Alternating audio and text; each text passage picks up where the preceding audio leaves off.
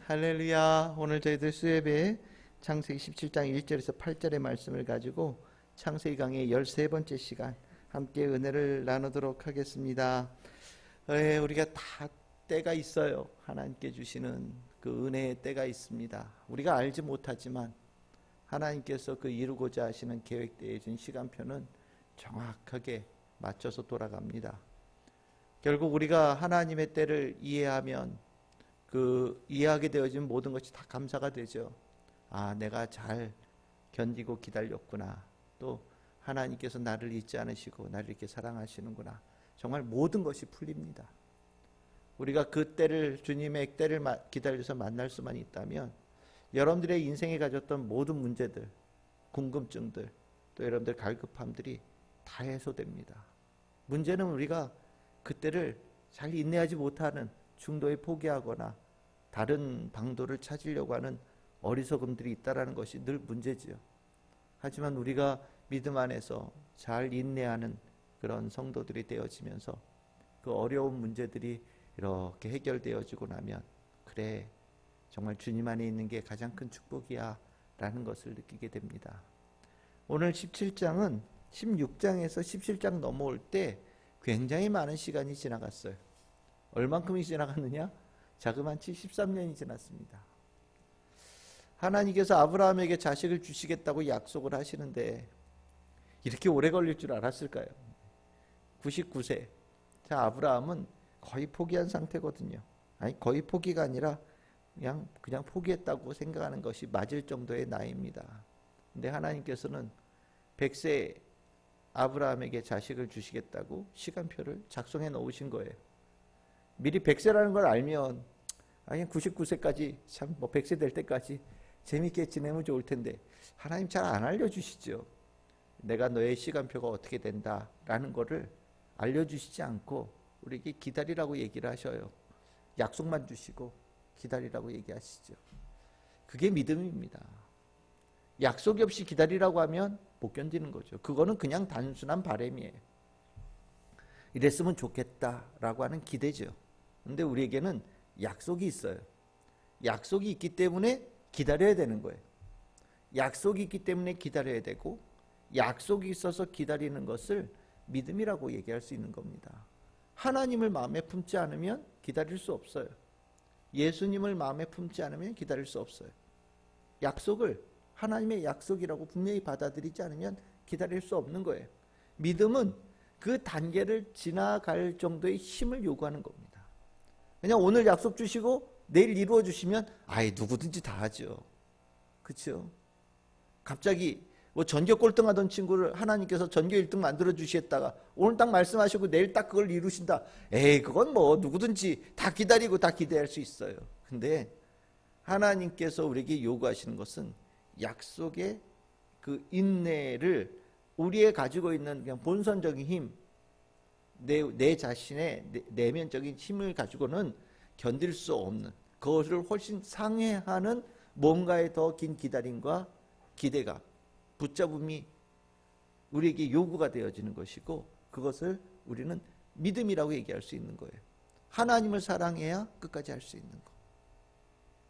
오늘 이 아브라함은 우리가 주일날도 참 공교롭네요. 이게 딱 어떻게 맞추려고 한 거 아니에요. 어떻게 로마서 4장에 아브라함 얘기. 저도 당황스러운 게 이번 주 할례 설교해야 되거든요. 근데 17장 요 후반절이 할례예요. 금요일날 설교하고 나면 이 본문 가지고 주일날 또 설교해야 돼요. 아이고야, 어떻게 하면 좋아요. 뭐 같은 설교를 해도 이해해 주시기라고 믿습니다. 우리가 이 86세에서 99세까지 넘어오는 이 과정 속에 아브라함이 그냥 보내지는 않았던 것 같아요. 만약에 그 사이에 뭔가 아브라함의 변동이 있었다면 하나님께 또 나타나셨겠죠. 근데 아브라함은요, 적어도 우리보다는 좀 뛰어난 부분이 있는 건 확실한 것 같아요. 13년을 오늘 그냥 성경에서만 본다면 하나님이 나타나지 않으신 거예요. 아브라함에게 자식을 주시겠다고 약속해 주시고 13년을 나타나지 않으신 거예요. 근데 아브라함은 그 13년을 아무 문제 없이 지나갔다라는 거거든요. 무엇으로요? 하나님께서 13년 전에 내 심령에 내 삶에 찾아오셔서 주신 그 약속을 딱 붙잡고 13년을 이겨냈다라는 거거든요. 이게 대단한 거죠. 어쨌든 아브라함은 그 13년 동안 하나님의 약속을 잘 붙들고 있었고 하나님은 때가 돼서 아브라함이 99세 때에 나타나신 거예요. 이제 아브라함의 아내 사레가 임신을 할 겁니다. 그리고 1년 뒤에 아이가 나올 거예요. 하나님께서는 1년 뒤에 성취되어질 그 일을 1년 전에 찾아오셔서 아브라함에게 특별한 걸 요구하시는 거예요. 저는 이걸 보면서 분명히 이건 우리가 분명히 알아야 될 것 같아요. 하나님의 약속의 성취가 되어지는 그 시점에 우리는 그 하나님의 약속의 성취가 되어지는 것에 걸맞는 준비되어진 것들을 반드시 갖춰야 됩니다. 주님의 약속이 성취되어지는 과정에서 우리에게 뭘 기대하시느냐? 과연 하나님의 약속이 성취가 됐을 때 그것을 감당할 정도의 사람이 되느냐? 그것을 요구하시는 거죠. 하나님의 때는 우리가 다 할 수 없지만 적어도 한 가지 분명한 거는 우리가 준비될 때를 기다리신다는 것만큼은 확실한 것 같아요. 결국 하나님께서 주신 약속, 축복을 우리가 참 누리기를 원하지만 결국 이것을 준비가 되지 않아서 계속해서 하나님의 약속의 성취가 뒤로 이루어지는 사람들도 있겠죠. 왜 하나님의 때는 정해진 거 아닌가요? 글쎄요. 그건 알 수 없어요. 그건 누구도 알 수 없는 겁니다. 하나님만 아시는 거예요. 근데 분명한 거는 하나님과 우리 사이에 뭔가 잘 맞아떨어지는 그 때를 하나님께서는 기다리시는 것만큼은 확실한 것 같아요. 오늘 99세 때에 하나님께서 아브라함에게 딱 나타나셨어요. 그리고 몇 가지 말씀을 하시죠. 여러분들 눈여겨보셔야 될 것은 첫 번째가 뭐냐? 나는 전능한 하나님이다, 이렇게 말씀하시는 거예요. 나는 전능한 하나님이다.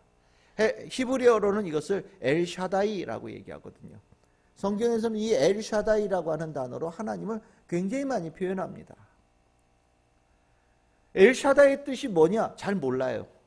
학자들 사이에 이것이 무슨 높은 산과 연관되어 있지 않겠냐라고 추정은 하는데 이게 어떻게 정확하게 나온 말인지는 잘 몰라요. 하지만 분명한 거는 하나님에 대해서 무한한 능력이 가지고 계시다라는 것을 하나님께서 표현하실 때 나는 엘샤다이다, 이렇게 표현하시거든요.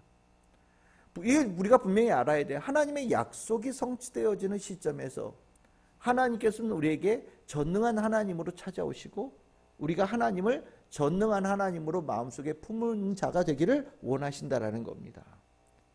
우리가 하나님에 대해서 생각할 때 하나님과 뭐 이렇게 저렇게 대화를 나누거나 또 하나님과 이렇게 뭔가 주거니 받거니 하면서 뭔가 조정을 하고 뭔가 내 입맛에 맞는 것으로 이렇게 조금 바꾸기도 하고 뭐 이런 것들을 우리는 좀 기대하는 경향들이 있어요. 하나님에 대해서 생각을 할 때 하나님은 뭔가 나와 말이 통할 것 같고 내가 필요한 것이 뭔지를 잘 알아들으셔서 나에게 뭔가를 내가 원하는 것들을 잘 맞춰주는 자상한 하나님, 뭐 이렇게 세심하게 막 만져주시는 하나님, 그런 이미지를 머리에 떠올리는 경향들이 있는데 실은 하나님은요, 그런 하나님보다 하나님께서 내놓으신 것을 우리가 100% 신뢰하면서 받아들이는 그 스타일을 훨씬 더 원하십니다. 그게 전능한 하나님이에요. 전능한 하나님 앞에서는 우리가 하나님께 무엇을 더 원하거나 무엇을 바꾸거나 무엇을 또 뭔가 새롭게 추가하거나 빼거나 이런 일들이 일어나지 않아요. 전능한 하나님은 그 자체로 완전하셔요. 완벽하셔요. 그 완벽하고 완전하신 하나님을 내가 있는 그대로 받아들이기를 원하시는 거예요. 이게 때가 되는 겁니다. 우리가 믿음이 깊어진다라고 얘기할 때 믿음이 깊어진다는 얘기는 요구사항이 많아지는 건 절대 아니겠죠. 믿음이 깊어진다는 것은 하나님 그분에 대해서 자체를 그냥 100% 신뢰하는 거예요. 하나님이 무엇을 얘기를 하시든 하나님께 나에게 무엇을 요구하시든 그것을 있는 그대로 순전하게 받아들이는 겁니다. 이게 믿음이죠. 하나님을 진짜 사랑하는 사람들, 예수님을 진짜 사랑하는 사람들은 하나님께서 예수님께서 원하시는 것에 다른 마음을 품지를 않아요. 그것을 대표적으로 예수님께서 우리에게 판별하실 때 뭐라고 판별하시느냐? 네가 십자가를 지고 나를 따라올 수 있느냐? 라고 물어보시는 거거든요. 그럼 십자가가 뭐냐? 그냥 한마디로 얘기하면 우리가 제일 곤란하게 여기는 거예요. 우리가 제일 싫어하는 거예요. 우리가 제일 힘들어하는 거예요. 근데 하나님께서, 예수님께서 우리에게 너에게 십자가를 지고 나를 따라올 수 있느냐? 따라오라고 얘기를 할 때 네, 그렇게 하겠습니다 라고 얘기하는 사람들은 믿음의 사람들이죠. 충만한 믿음의 사람들인 거예요. 그런데 하나님, 저는 왜 이렇게 십자가가 커요? 뭐 예를 들어서요. 쟤는 십자가가 좀 작은 것 같은데 나한테는 꼭 굳이 이렇게 큰 거를, 아니 뭐 또 쟤는 십자가 지고 한 100m 가면 된다고 그러는데 나는 십자가 지고 도대체 1km를 가라고 그러시니 이거는 좀 너무한 거 아닙니까? 좀 감해 주세요. 뭐 이렇게 저렇게 뭐 하나님 앞에서, 예수님 앞에서 미주알 고주알 얘기한다면 실은 아직도 그 모습은 믿음이 부족한 거죠. 하나님께서는 아브라함에게 전능하신 하나님으로 찾아오신 거예요. 그리고 전능하신 하나님으로 아브라함이 온전하게 다 받아들일 수 있는가를 하나님께서 묻고 계신 겁니다. 그러면 아브라함은 이 전능한 하나님의 이 요구사항에 대해서 어떻게 했을까요? 다 받아들였겠죠, 그렇죠? 아브라함이니까요. 저것도 성경에 우리가 믿음의 조상이라고 얘기하는, 우리가 믿음을 따라서 가는 대표적인 모델로 보는 아브라함이니까. 그래서 대표적인 모습이 3절에 보시면 아브라함이 엎드렸다 이렇게 얘기합니다. 전능하신 하나님 앞에 엎드린 거예요. 하나님께서 하신 말씀을 전적으로 다 받아들인 거예요. 그리고 이 엎드림은 나중에 이삭을 제물로 바치는 그 자리까지 이어지는 모습이 되는 거예요. 굉장히 중요한 모습이죠. 여러분들, 우리가 성경 안에서 하나님을 알고 예수님을 알아갑니다. 하나님은 우리를 찾아오셔서 하나님의 어떤 분이신지를 가르쳐 주셔요. 그리고 그 모습은 전능하신 하나님이에요. 오늘 1절에 아브라함에게 나타났다라고 표현할 때 누군가 이걸 이렇게 표현하더라고요. 신방 오셨다. 하나님께서 아브라함에게 신방 오셨다. 그렇죠? 맞죠? 그러면 이제 신방 오셨으면 말씀 쭉 하시고 설교하시고 어떻게 하세요? 이제 가셔야 되잖아요. 그렇죠? 어떻게 나와요? 22절에 나와요. 하나님께서 가셨다. 떠나서 올라가셨다. 하나님의 집으로 가셨다. 하나님께서 아브라함에게 신방 오신 말씀이거든요. 전능하신 하나님으로 신방 오신 거예요. 그랬더니 전능하신 하나님 앞에 아브라함이 완전하게 엎드렸다. 그러니까 이 부분은 하나님께서 원하시는 딱 요구사항에 충족이 된 거죠. 저는 여러분들이 어느 곳에서 주님 앞에 예배를 드리던, 주님 앞에 예배 드린 여러분들의 모습이 전능하신 하나님 앞에 온전히 엎드려서 주님의 뜻에 순복하고 받아들이고 끝까지 따르는 믿음의 사람으로 예배드리는 우리 성도들 다 되기를 소망합니다. 이게 진짜 믿음이에요. 그러면 하나님께 주신 약속이 성취가 될 때가 온 겁니다. 온 거예요. 하나님은 믿음의 사람에게 약속의 성취에 축복을 주시거든요. 그러면서 이제 두 번째 요구사항이 있죠. 그게 뭐냐? 나는 전능한 하나님이니 너는 내 앞에서 행하여 완전하라. 이렇게 말씀하십니다. 너는 내 앞에서 행하여 완전하라. 이 말이 자체가 일단 좀 큼지막하죠. 어떻게 여러분들 그렇게 들리시죠? 너는 내 앞에서 행하여 완전하라. 이걸 그냥 말 그대로 이렇게 풀면요, 너는 내 앞에서 걸음걸이를 흠없게 하라, 이런 말이에요. 여기 행한다는 건 걸음걸이, 우리가 이제 살아가는 거죠. 예수님을, 하나님을 따라가는 그 발걸음을 얘기하는 겁니다. 그 발걸음을 어떻게 하라고요? 완전하라. 완전하라고 하는 것은, 여러분들 하나님께 제물 드릴 때 흠없는 제물 드리잖아요. 그렇죠? 흠없는 양, 흠없는 소 이렇게 드리잖아요. 그 흠없다라고 얘기할 때 썼던 단어가 이 단어예요. 타밈이라고 하는데, 히브리어로 흠이 없다라는 걸 얘기하는 거예요. 여러분들, 우리가 하나님 앞에 예배를 드린다라고 얘기할 때, 우리가 주님 앞에 살아간다라고 할 때, 이것은요, 하나님과 걸맞는 자의 모습으로 닮아가는 거거든요. 우리 권사님이 저한테 성화 얘기하셨었는데 그 성화 얘기하고 비슷한 거예요. 우리가 하나님의 자녀로 살아간다라고 하는 것은, 하나님과 우리 사를 어떻게 비교하겠어요? 하나님은 정말 완전하신 분, 우린요, 아이고 어디 하나 성한 데가 없는 존재. 완전 극과 극이죠. 극과 극인데 주님께서 우리를 찾아오셨잖아요. 신방하셨잖아요. 신방 오셨단 말이죠. 하나님이 얼마나 대단한 분인지를 우리에게 보여주셔요. 그럼 우리는 그분 앞에 엎드리는 거예요. 엎드리고 나면 이제 하나님께서 너는 나를 닮아가라고 얘기하십니다. 나의 성품, 나의 뜻, 나의 생각들을 닮아가는 성도가 되어야 된다라고 말씀하시는 거예요.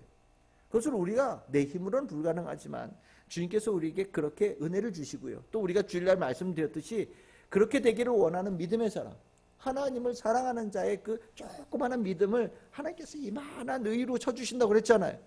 그러니까 그런 모습을 주님께서 오늘 아브라함에게 요구하시는 거예요. 그러니까 행하여 완전하라는 것은 뭐 완전하게 뭐 삶을 갖다 흠없게 살아가라 이런 얘기를 하는 게 아니에요. 여기서 보면 이거는 믿음의 삶을 얘기하는 거예요. 끝까지 그 믿음의 삶을 가지고 하나님의 닮아가는 하나님의 그 의로 치시는 그 믿음의 삶을 끝까지 살아가야 된다라고 요구하시는 거죠. 이 모습이 뭐냐? 여러분들 2절에 이렇게 봅시다. 내가 내 언약을 나와 너 사이에 두어 너를 크게 번성하게 하겠다라고 말씀하시거든요. 그러니까 너는 내 앞에서 행하여 완전하라고 얘기하는 것은 무엇이냐? 하나님께서 아브라함에게 언약을 맺는 모습을 요구하시는 거거든요. 우리가 하나님과의 관계, 믿음이라고 그랬습니다. 제가 주일날 믿음이 뭐냐? 하나님과의 관계라고 그랬어요. 관계. 이 관계라는 게 뭐냐? 하나님과의 언약의 관계거든요. 하나님과의 언약의 관계는 계약의 관계예요. 아브라함이 하나님께서 동물을 준비하라고 할 때 두 개를 쪼갰다고 그랬잖아요. 둘로 쪼개서 그것을 계약식을 준비하는데 하나님은 횃불로 그 아브라함이 잠자는 사이에 홀로 지나가셨어요. 하나님께서 아브라함과 그 계약을 맺었다고 말씀을 했습니다. 근데 하나님께서 오늘 17장에서는요. 아브라함에게 그런 어떤 눈에 보이는 그런 어떤 계약식이 아니라 하나님의 사람으로서 믿음의 하나님과의 계약을 요구하시는 거예요. 그 계약을 요구하시는 것을 하나님께서 뭐라고 말씀하시느냐? 내 앞에서 행하여 완전하라라고 요구하시는 거예요. 그러니까 이거를 조금 더 그냥 앞에 15장에 있었던 계약과 연결시킨다면 하나님 앞에 행하여 완전하라는 것은요. 나를 하나님 앞에서 쪼개는 거예요. 내가 하나님 앞에 내 삶을 쪼개서 하나님과의 계약을 맺겠다라고 결단하는 것을 얘기하는 겁니다. 실은 우리가 주일날 우리 효민이 세례식 받았죠. 이 세례가 구원의 징표냐? 그건 아니에요. 그러면 세례가 뭐냐? 내가 하나님의 사람으로 예수님의 사람으로 이 땅에 살아가겠다고 모든 사람 앞에서 내가 선서하는 거예요. 일종의 계약이죠. 눈에 보이는 계약인 겁니다. 이 계약을 맺으면서 우리는 이제 성도를 바라볼 때 그가 성령의 충만함이 있냐 그렇지 않느냐 우리는 다 알 수 없지만 우리는 적어도 한 가지 눈에 보이는 증거는 가지고 있어요. 그가 세례받은 교인이냐 세례받지 않은 교인이냐. 세례받은 교인은 뭐가 달라요? 내가 하나님의 사람으로 예수님의 사람으로 어느 곳을 가든지 죽는 날까지 살아가겠다는 분명 결단이거든요. 이게 굉장히 중요한 거예요. 이 결단이 없이 세례를 받으면 심각한 거죠. 하나님과 계약을 맺었는데 내가 하나님 앞에 만인 앞에서 내가 하나님의 사람으로 살겠다고 분명히 서약을 했는데 그 다음부터 살아가는 모습은 하나님과 계약 맺은 모습하고 전혀 다른 모습으로 간다. 이거 심각한 거예요, 실은요. 그래서 우리가 세례받을 때 세례교인을 교회에서 굉장히 중요하게 여깁니다. 세례교인이 아니면 교회에서 투표할 때 투표권도 안 줘요. 세례교인은 적어도 그 교회 교인이냐 아니냐를 구분하는 아주 대표적인 기준이에요. 적어도 세례는 받아야 교인 취급받는 거예요. 쉽게 말하면. 아브라함이 오늘 하나님 앞에 그 계약을 맺는 거예요. 근데 그 계약이 뭐냐? 세상 사람들처럼 뭐 도장 찍고 뭐 세상 사람처럼 동물을 두 개로 쪼개서 그 사이를 지나고 이게 아니라 하나님께서는요. 너를 찢어라 이렇게 얘기하시는 거예요.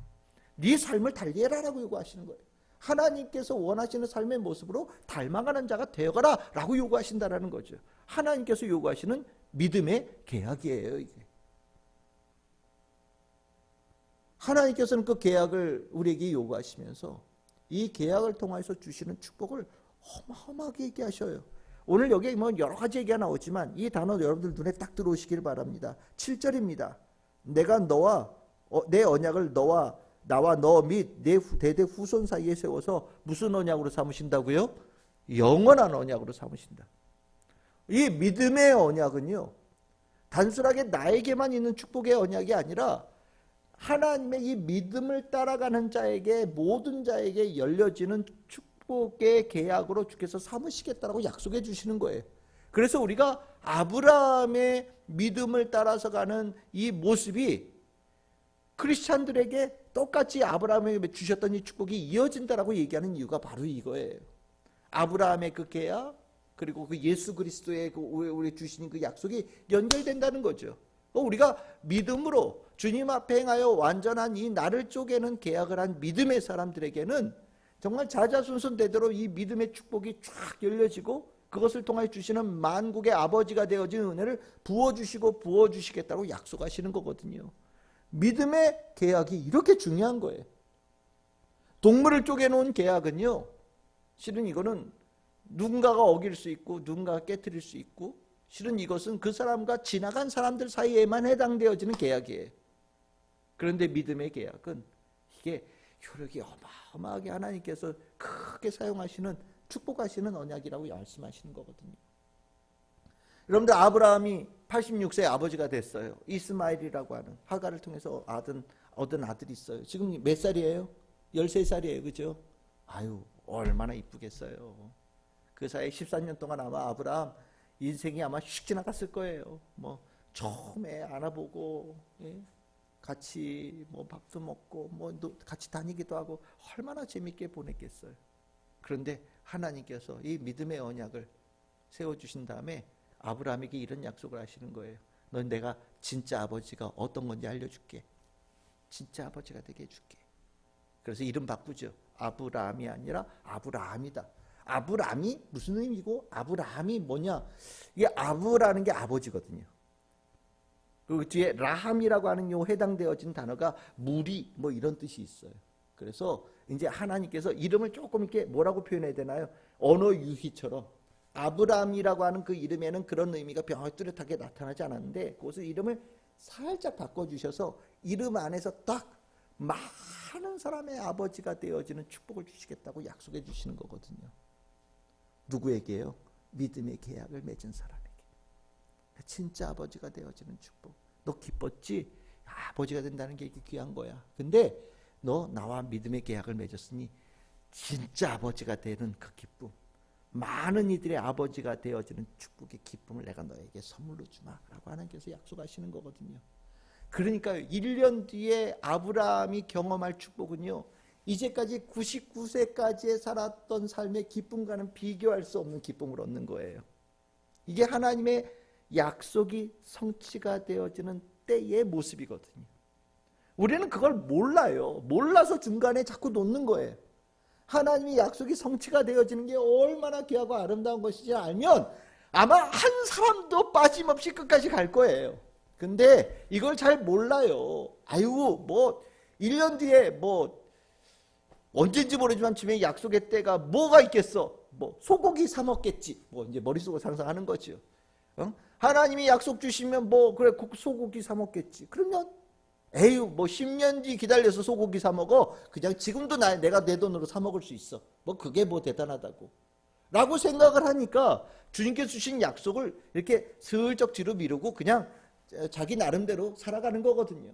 그런데 오늘 하나님께서 말씀하시잖아요. 이스마엘 아들 낳은 거 비교할 수 없다라는 거예요.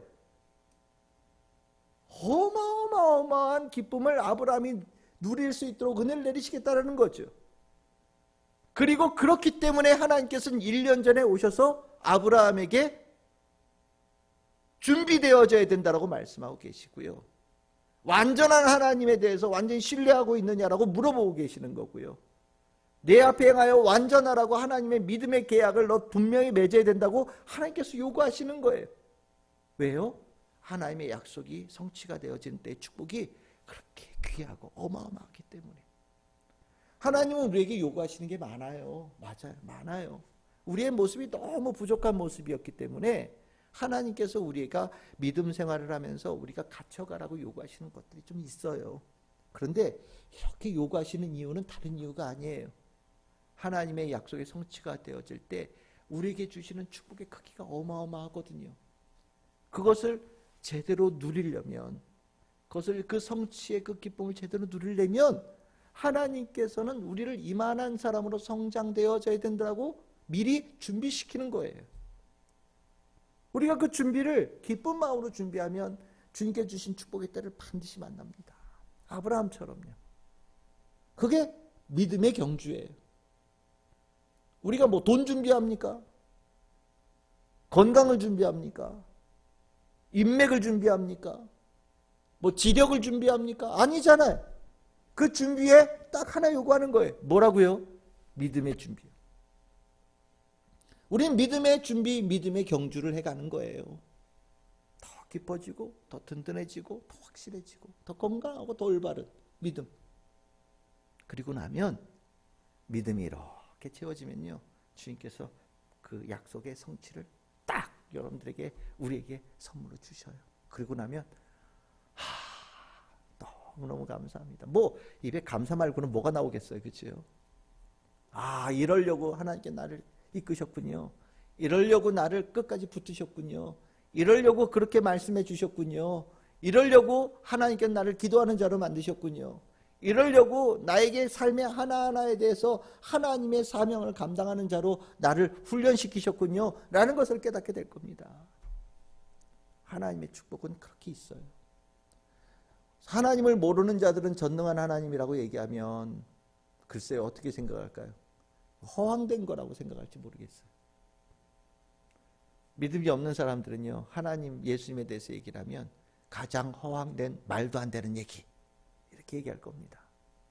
그런데 성경에는요, 그 말도 안 되는 하나님을 경험한 이들이 깜짝 놀래가지고, 그것을 경험한 다음에 깜짝 놀래서 이 성경책이 이렇게 수없이 적어놓은 거고, 아니 이뿐입니까? 이 성경책의 믿음을 가지고 살아왔던 수많은 사람들이 삶에서 그것을 경험하면서 자기의 인생을 마무리하면서 이런 얘기 하잖아요. 예수님 잘 믿어야 돼. 하나님 잘 믿어야 돼. 이런 얘기를 하면서 인생을 마치는 거예요. 왜요? 내가 경험했으니까. 내가 경험했으니까. 믿음의 축복을 내가 경험했으니까. 그래서 우리 참 즐거운 게 성도님들도 모두 믿음의 축복을 풍성하게 누리고, 믿음의 성취를 누리고, 믿음으로 인하여서 하나님께 주시는 만복을 누리는 우리 성도들 다 되시기를 소망합니다. 믿음의 경주 잘 이어내서 여러분들도 복되고, 여러분들의 자녀들도 복되고, 믿음의 영원한 언약의 축복이 자자손손으로 이어지는 복이 우리 참 즐거운 게 모든 성도들에게 임하시기를 주님의 이름으로 축원합니다. 아멘.